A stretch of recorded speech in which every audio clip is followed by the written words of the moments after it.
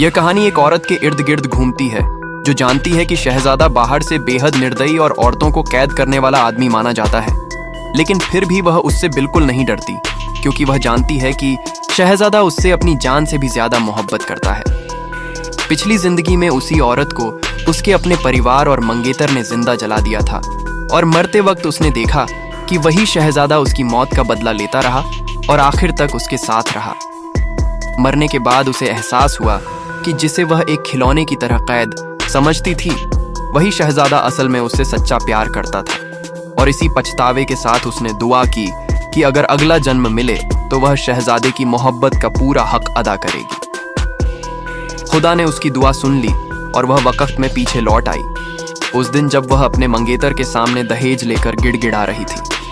पिछली जिंदगी की यादें आते ही उसने मंगेतर को थप्पड़ मारा, सारा दहेज फेंका और शहजादे के पास जाने का फैसला किया। इसी दौरान शहजादा खुद उसके सामने आ गया, लेकिन उसे यकीन नहीं हुआ और उसने सोचा कि यह भी कोई चाल है। हालात ऐसे बनते हैं कि मंगेतर जानबूझकर औरत को शहजादे के हवाले कर देता है ताकि उसे मरवा सके और जायदाद हड़प सके, मगर उसे यह नहीं पता होता कि शहजादा उसे जरा भी नुकसान नहीं पहुंचाना चाहता। जब औरत शहजादे को अपना सब कुछ मान लेने का इजहार करती है और खुद को पूरी तरह उसके हवाले कर देती है, तब भी शहजादा उस पर भरोसा नहीं कर पाता क्योंकि वह बार बार भागने की कोशिशों से डर चुका होता है। आगे चलकर औरत के घर वाले और मंगेतर उसे धोखे से बाहर बुलाकर मारने की साजिश करते हैं, लेकिन वह होशियारी से नाटक करती है। इसी दौरान शहजादे पर उसी दिन हमला होता है जिस दिन पिछली जिंदगी में वह मारा गया था।